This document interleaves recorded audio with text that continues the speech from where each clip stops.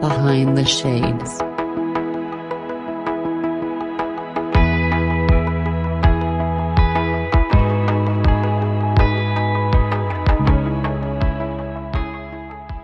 My name is Stephanie, and I am human. I am the creator behind Stephanie Creates Blank, and I create tons of things.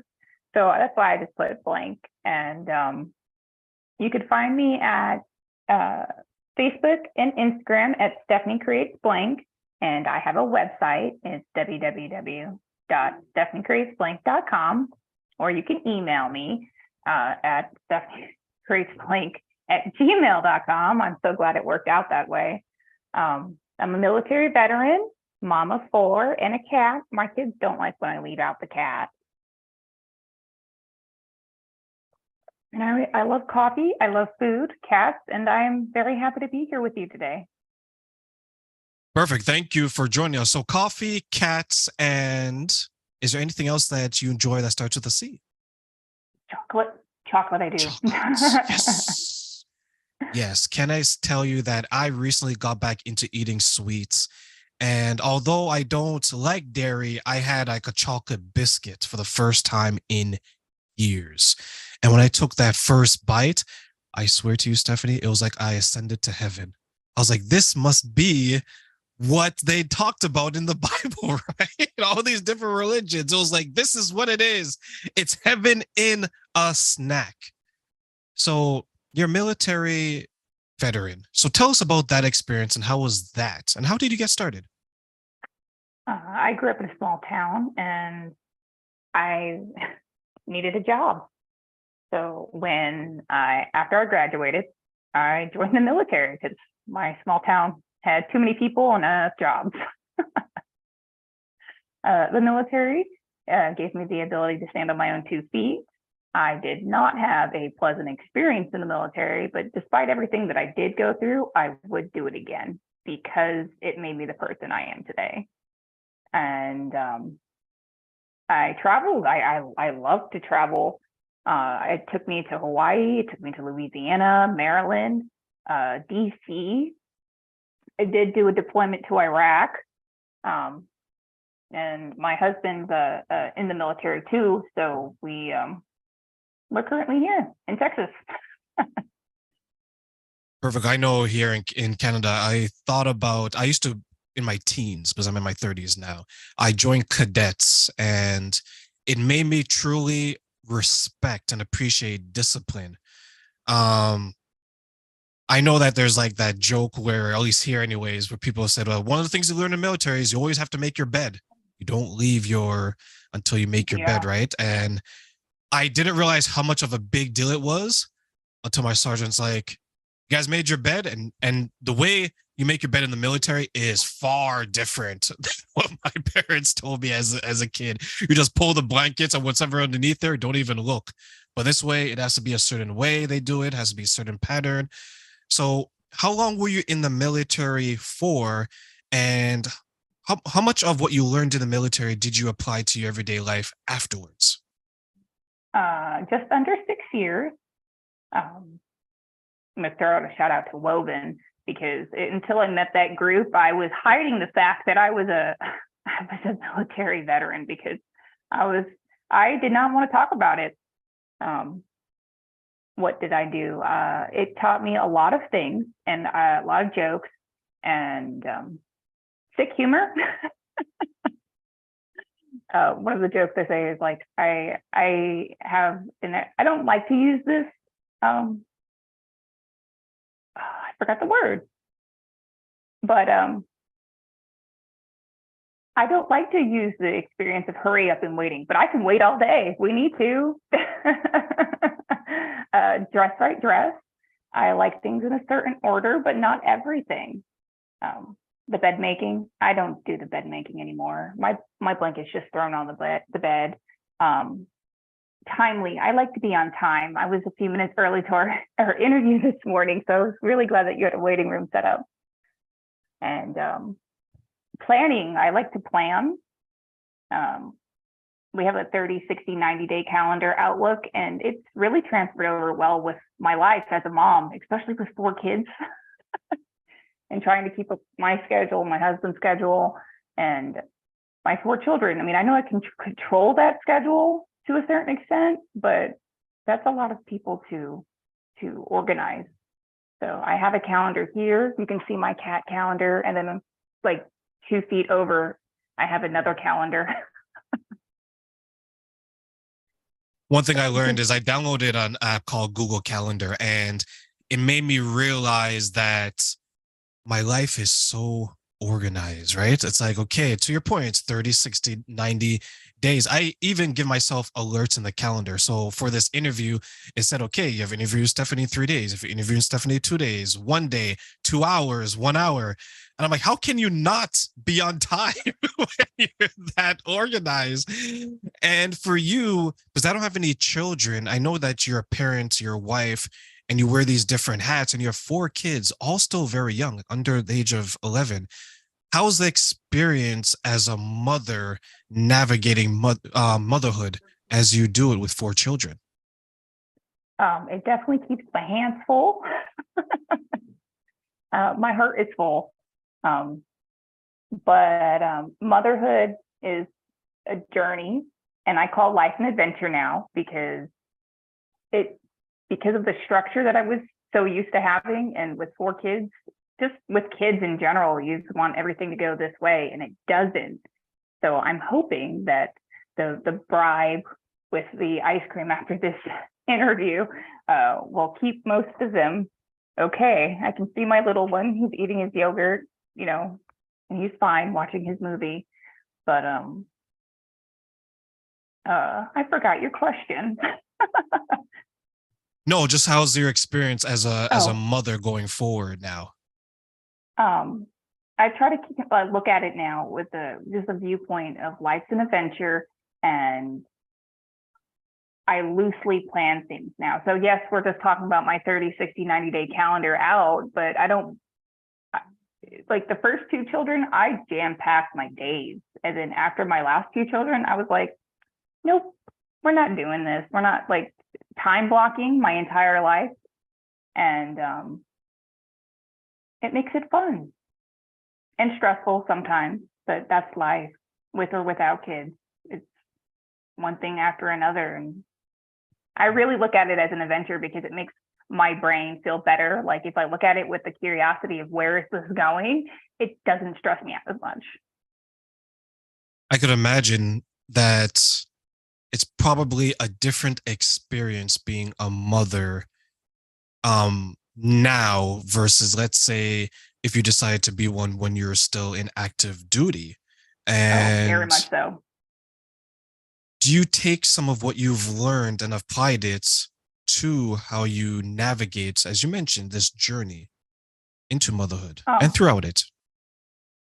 When I think I more advocate for others now and women, because, and as an active duty spouse, active duty military, it was dual military at the time with me and my ex.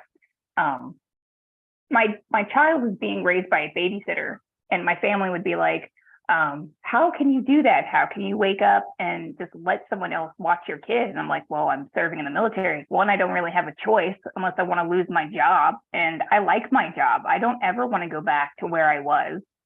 So I was okay with that. And then I had my second one, and some family members they were like, when are you going to give your child a sibling? And I'm like, I'm not ready for a sibling. And then sibling happened, and oh, you're going to go back to work. What are you going to do? And I was just like, I'm going to do the same thing. I'm going to let my babysitter watch my child during working hours, and then I'm going to take care of my family.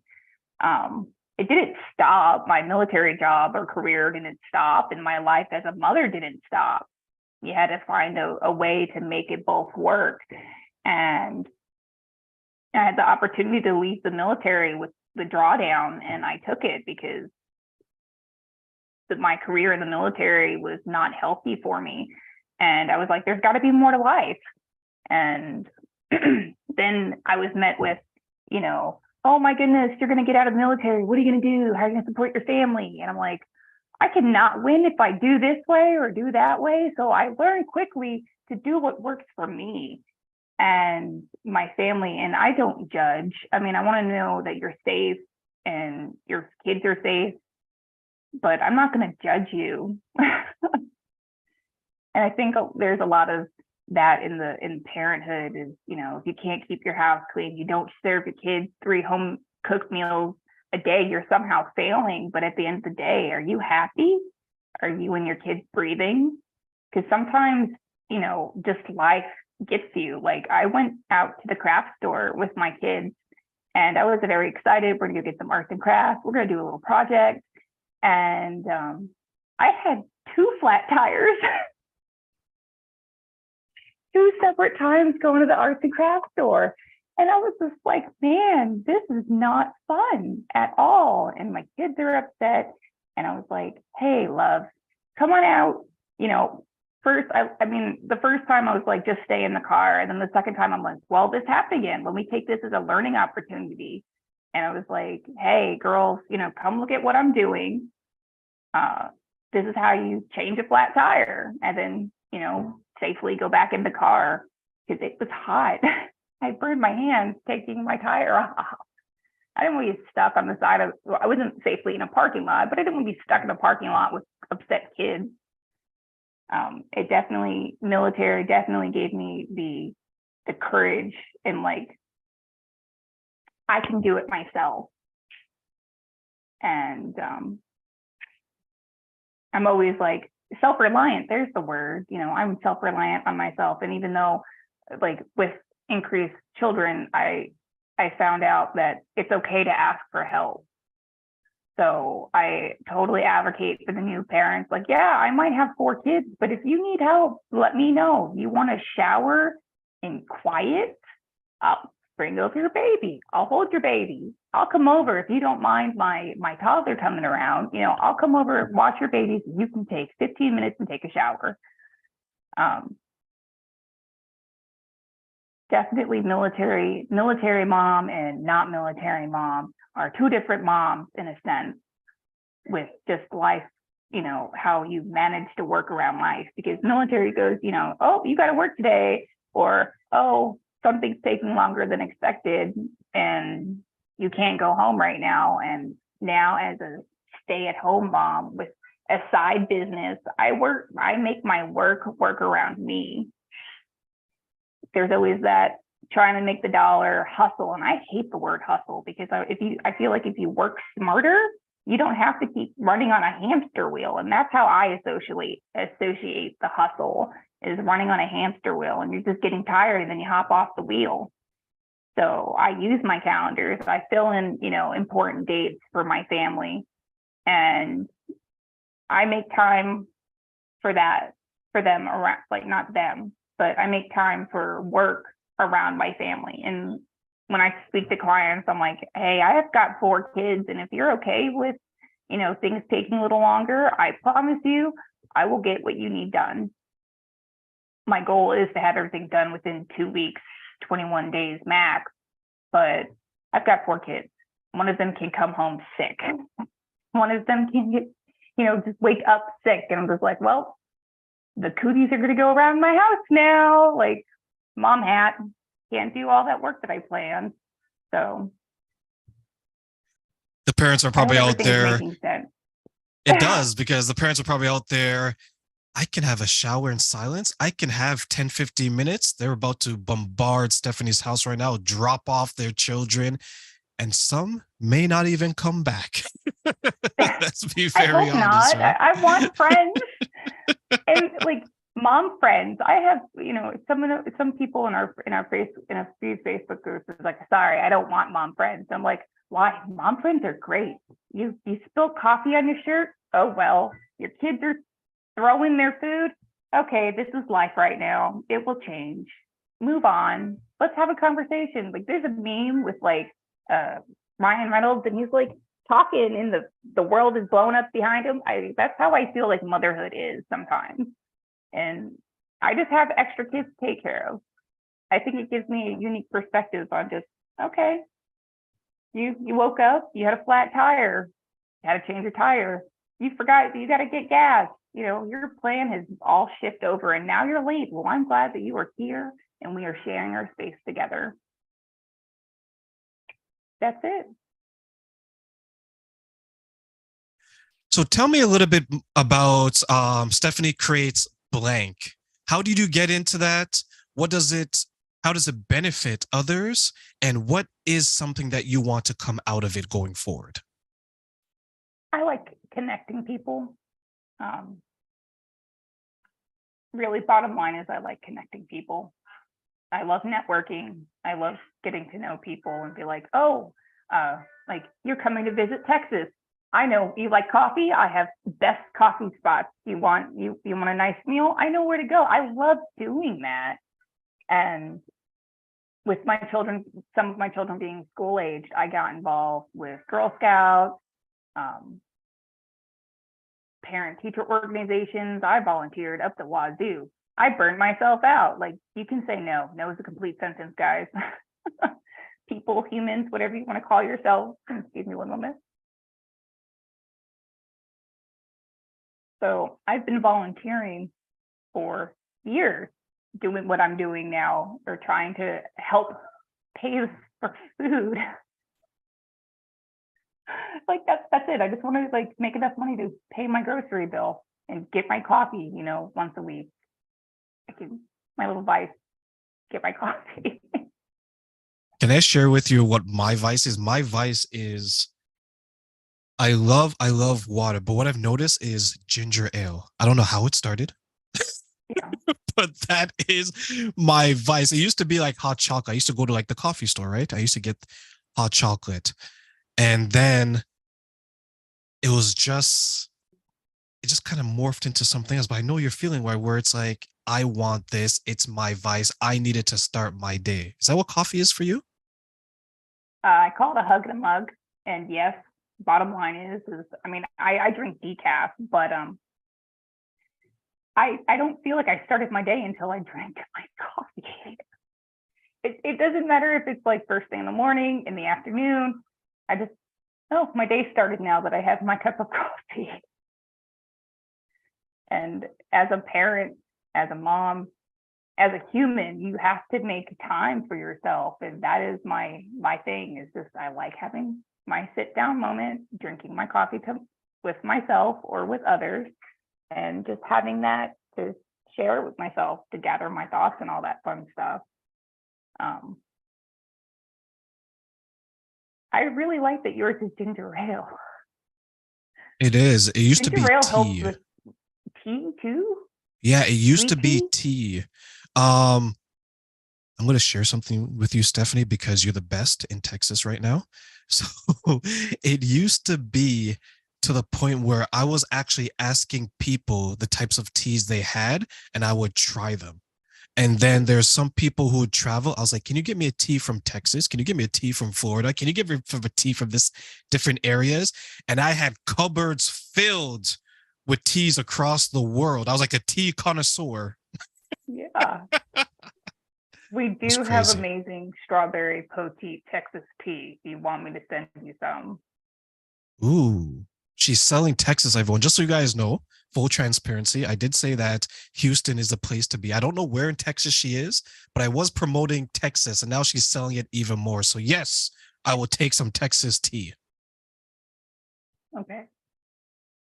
HEB is amazing. I didn't think of I thought Publix was amazing, and then they were like, "Oh man, if you haven't tried HEB, you don't know what you're missing." And I'm like, "No, Publix is the best."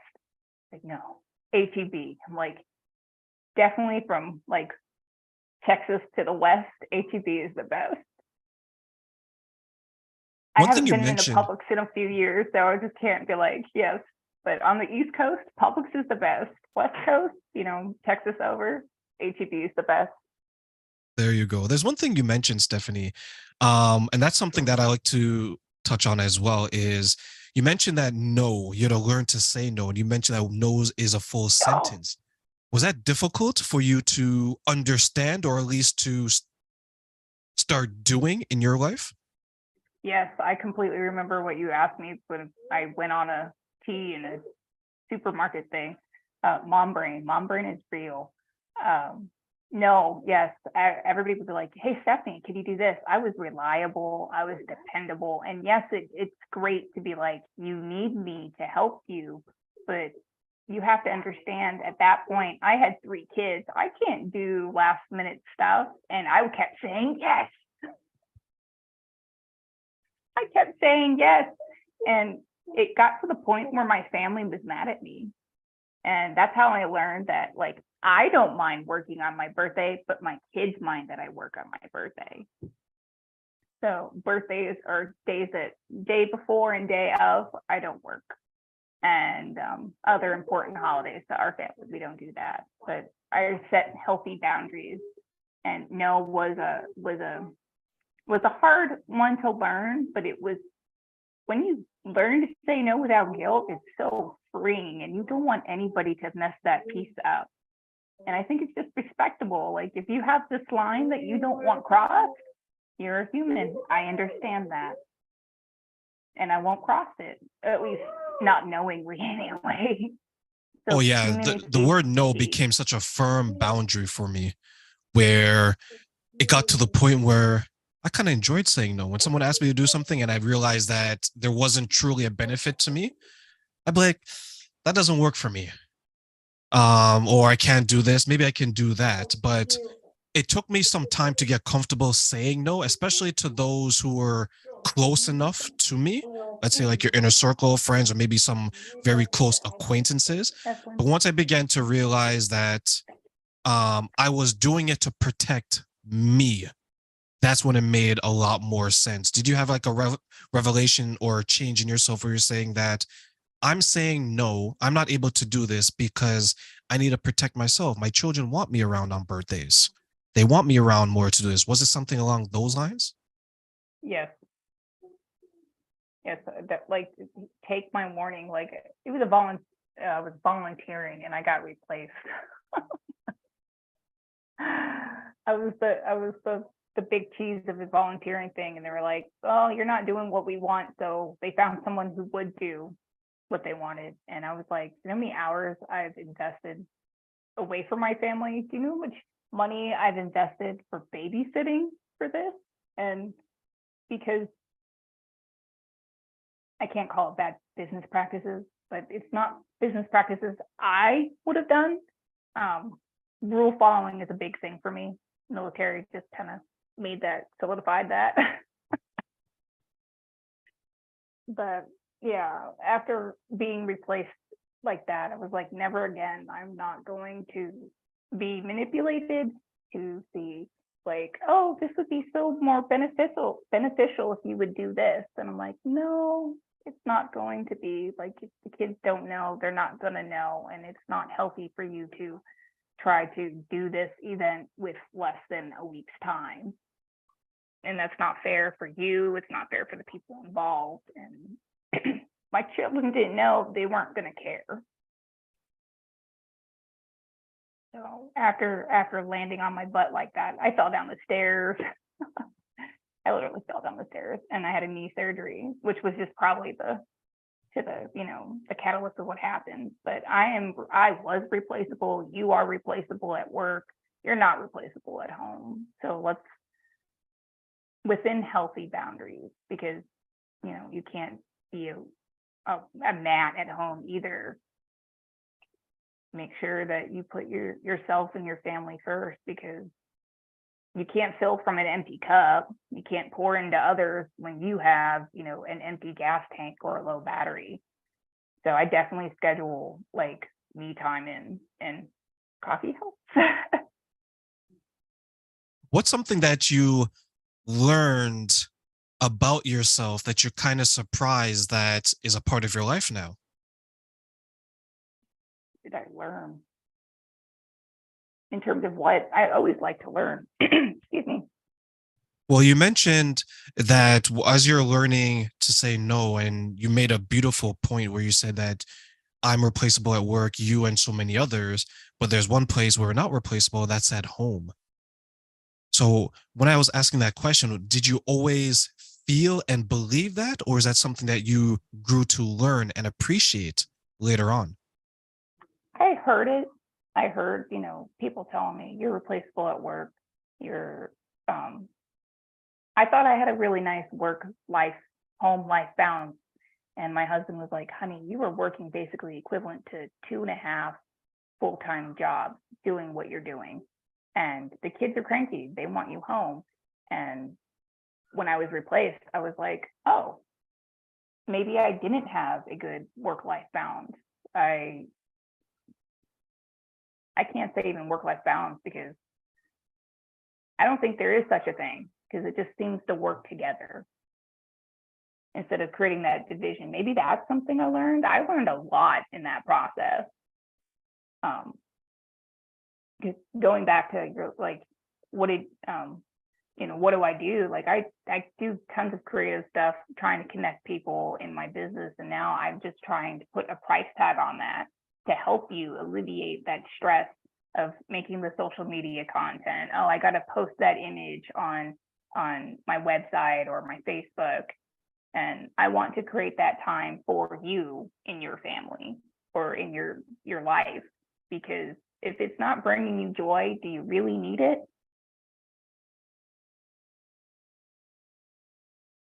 And like with the boundaries and stuff, and you said, if it's not serving, it's not really serving me, I'm gonna say no. And it does. Like, I'm sorry, I'm drawing a blank, but I've learned a lot, and I look at everything as like a learning thing too. What can I learn from this? So I don't get stressed out. What is this trying to teach me? And like, I can tell you, my journey of trying to start to where I am now was not fun. I had people telling me that you can't do what I'm doing and make a profit from it. No one wants your services. And then they'll be like, hey, do you want my services that are very similar to mine at a more expensive price point? And I'm just like, that's not nice. I learned during that time from like being replaced to now that I might want to feed everybody at my table, but not everybody has to be at my table. And I might want to help you, but I don't need to help you in that manner of welcoming you into my home, my safe space, and giving you my food and my resources. It could be like, hey, I've given you everything that I learned, and it's up to you to do the next step.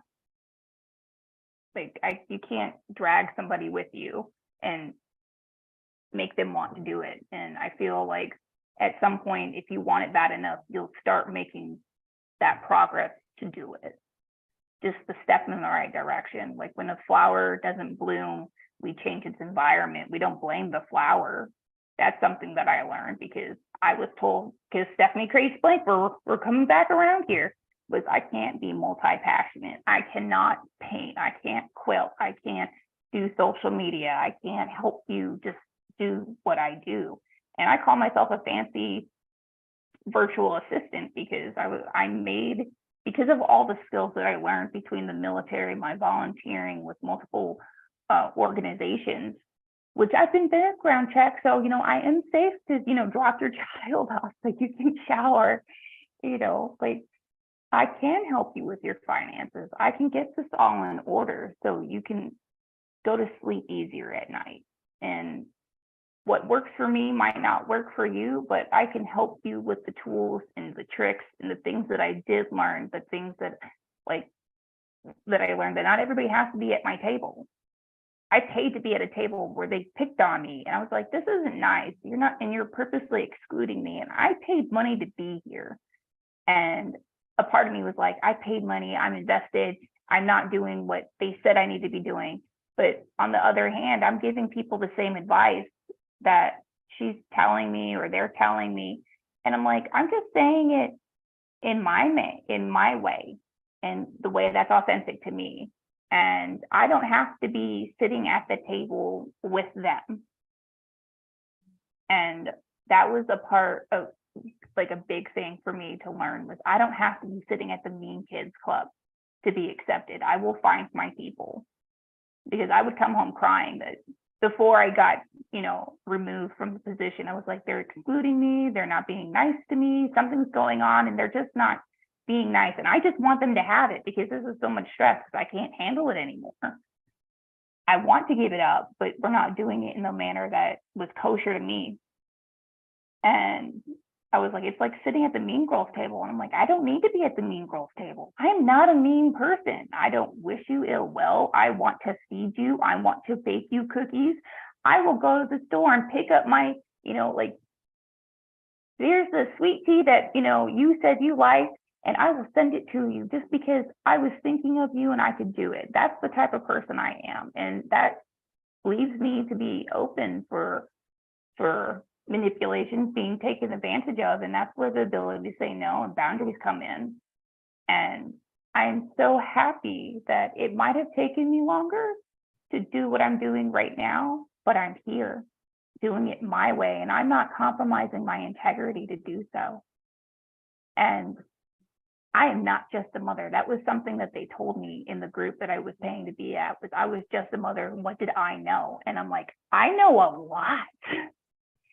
Do you sell cookies? Do you know what goes on behind cookies? Like the logistics behind selling product and stuff. You don't know what I know. Yes, I volunteer. I'm just a volunteer mom, but I know a lot of skills. And just a mother, you're not just a mother. You're not just a dad. You're a human being. You were a person before you had kids. You're a person after having kids. And your ability to have kids or not have kids does not make you any less of a human, because you matter. And like, backtracking a little bit, that I think that is using my voice is something greatly that I learned, was showing up with my authentic self and using my voice for others that are not in the position right now to speak for themselves, that are still navigating for what they want and where they want to go in the next right step. And I know that side businesses turn into big businesses when you have the time, and sometimes you just need that helping hand. There's crumbs on my table. They're starting to irritate me. No, I'm OCD myself, so I totally get what you're saying. I've got a But I cheese guess stick on my chair. Like, this is life with kids sometimes. It's normal. And when you normalize parenthood, you normalize life, you normalize, I'm happy, I'm nervous, I'm so excited, I'm finally here. That you can feel more than one emotion right now to any one thing. It's freeing. And I think that's the biggest takeaway, is finding who you are. Because growing up, my mother, not very nice, is not a very healthy relationship, or a healthy relationship in general. And I don't talk to her now, but I was always trying to people please her. I was people pleasing the military. And if anybody asked me what would I do differently, I would not put my career last in the military. Like that, after everything that I've been through, that's the only thing that I would change, is not putting myself last and trying to make my career progress. Because my ex-husband was like, I need to get promoted before you. And I'm like, why? And he's like, because I'm the man. I'm like, what? And I was like, okay, I'll help you study. Like, give yourself, permission to be like, well, that was me. And I don't play the coulda, woulda, shoulda game. That is something that I tell my kids. We don't play the coulda, shoulda, woulda game in this house. You were dealt a certain hand in the cards, and this is your choice that you made given your circumstances. And we're not going to dwell on that. And we're going to take whatever we learn from this and move forward. With everything, Stephanie, that you've learned, you mentioned the coulda, woulda, shoulda game. You mentioned putting yourself first. As we close, what advice would you want to give to, let's say, the next generation coming up who are trying to navigate life, and you want to share some of your experiences and wisdom to them? What would you say? I would say take all the classes that you want. volunteer with everything that you want to do. I honestly think Girl Scouts and Scouts of America, I don't know if you have a similar thing for Boy Scouts or Scouts of America where you are, but I don't remember if they're Girl Guides or Girl Scouts in Canada, but try it. Try learning everything that you can. You like the idea of horseback riding, find something on, let's see if my neighbor has a horse. Let's see if we can help them. Find out what makes you. And like, you like art. They all like, story. Sorry, have to tell a story. My kids, my two daughters, one really liked camp, one did not like camp. And they both like the activities of camp, but one realized that they don't like the walking in the heat of camp. So it's like when I told her, my second one that went to camp, because they went to 2 different times of camp, I said, take this as a learning experience on what you like and what you don't like. So when we make a choice of next year, what are we going to do over the summer? We can say, do I want to go to camp? Do I want to go to a different camp? Or do I just want to stay home and take a trip with mom? Or do we just want to stay home? We have those options. So if you don't try it, you're not going to find out what you like and what you don't like. And just go with that with an open mind and be true to yourself. Because at the end of the day, if you can look back and close your eyes and say, I did my best and I'm happy with myself, I think you're doing it. You might not be where you want to be right now, but in 1 year from now, you will have made progress. And they call it an I love me book in the military, is everything that you do. And I've taken pictures of the screenshots of messages that people have sent me and like little things that I've done. And I've kept them in a little book. So on days that I'm down, I'm like, look, Stephanie, people have told you can't make it. People have told you you can't do what you're doing. Your services are too far out. You can't help them. And I am helping people. And 1, that makes me really happy that I'm doing it. And 2, I'm proving you wrong. I'm doing it. I'm nanny boo boo. I'm not listening to you. You told me I couldn't do it. Like, I'm doing it. So keep an I love me book of, somebody said something, you got a sweet message, you showed something off at the fair, you got B, whatever goals, it's your goal. Goals are important too, and rank them in. I'm sorry, I gave you a whole bunch of stuff, but in my head, it all meshes together is, find out what you want to do, try new things, find out what you don't want to do, buy those things, and have a goal for next thing. And big goals can be broken down into little goals. And they're your goals. They're just you. They're not living your life. You don't have to do what everybody else is doing, and that's okay.